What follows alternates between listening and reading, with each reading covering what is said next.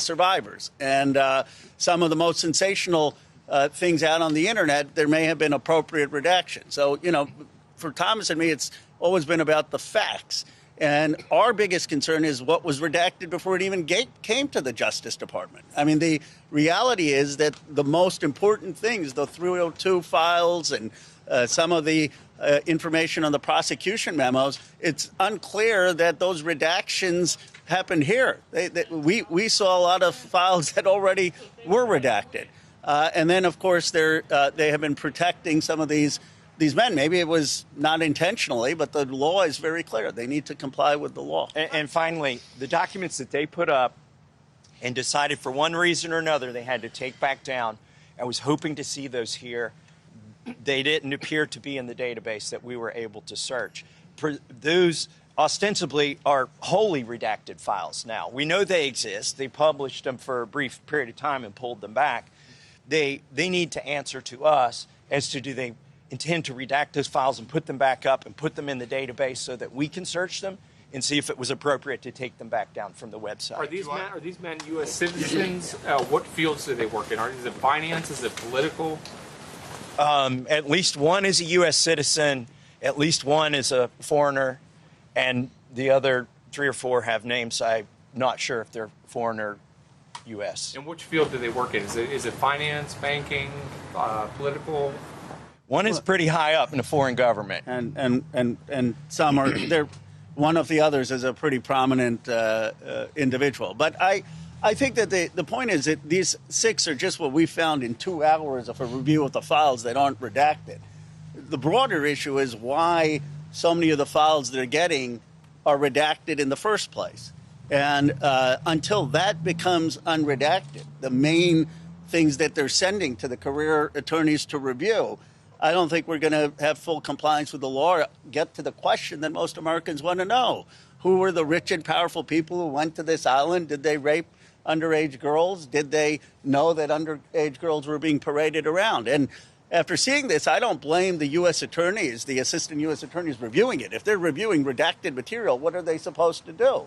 But they're getting, it seems like, material that's already been redacted. Congressman Raskin also viewed these materials earlier, and he said that he saw President Trump's name redacted, he saw Lee Wexner's name redacted. Did you see President Trump's name redacted, Lee Wexner's name redacted? Can you share anything about that? I didn't put Donald Trump in the search engine, so I couldn't tell you. Did you Why not? Wrote the email about the little girl who was, quote, a little naughty? I did, and that was a woman that wrote that.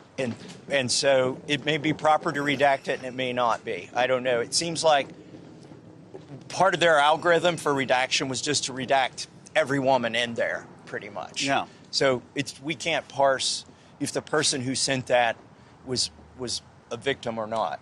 Look, none of this is designed to be a witch hunt. If just because someone may be in the files doesn't mean that they're guilty. But there are very powerful people who raped these underage girls. It wasn't just Epstein and Maxwell, or showed up to the island, or showed up to the ranch, or showed up to the home knowing underage girls were being paraded around, and some of the sickening stuff in there about the violence. And what we want to do is have the investigation to get to those people, to answer those questions. Not to say that every internet rumor about some email is going to be true. And like I said, in some of the cases, the redactions may have been appropriate. But for Thomas and me, it's never been about getting Donald Trump or getting Bill Clinton or scoring political points or trying to destroy people's reputations. It's about actually getting justice for these survivors. Do either of you plan to read the 6 names on the House floor? I think we need to give the DOJ a chance to go back through and correct their mistakes. How long do they have to do that? How long do they have to unredact these files? They're already breaking the law. Look, they're way past the deadline. And the reason they gave for taking so much time is so they wouldn't release victims' information. But in fact, they've released all kinds of victims' information. So the problem here is not the deadline. The problem is they need to go back. They need to themselves check their own homework or have somebody else check it. And as Rose said, they need to go to the U.S. attorneys and the FBI, who are compelled by the legislation directly to produce that material to them unredacted. And I think, look, we could have brought contempt or impeachment weeks ago. But our interest is in actually getting the information out. And as a result of the strategy we've been pursuing, this is the largest release of the Epstein files in history. Now, it's not enough, but it has exposed people in the highest levels in technology, in finance, in real estate. It has exposed the establishment and monarchies in other countries. So our push is how do we expose this and have accountability, not how do we score political points or have retribution. What questions are you going to ask Pam Bondi? Well, he's on the committee. We'll see Wednesday. You said a lot of the redactions were already made before the files were in the hands of career attorneys. Who do you suspect made those redactions? It seems that they were made by the FBI or they were made by attorneys in the grand jury, but the Justice Department, it seems, got some of these documents already redacted. Our law was very clear. Unless something was classified, it required it to be unredacted, and they have not complied with that law, and that law needs to be complied with because that's where a lot of the information is, especially about the powerful people in this country and what their involvement was. And their involvement could have been that they were showing up at this island knowing that there was pedophilia taking place. Their involvement could have been that they were actually engaged in raping underage girls or knowing that underage girls were being raped. We won't know until we see those files. What information Ghislaine Maxwell and her lawyers statement say? 6 men were implicated in Epstein's crimes. It's a list of 20. You can actually, I'll direct you to the unredacted or the redacted file. It's a list of 20 individuals.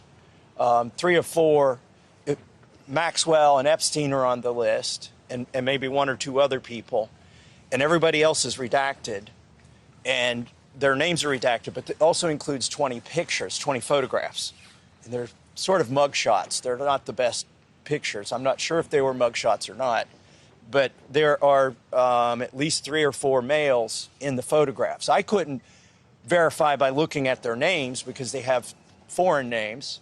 I couldn't verify by looking at their names that they were male until I went and looked at the photographs. By the way, in the document I'm directing you to, the photographs are redacted and their names are redacted.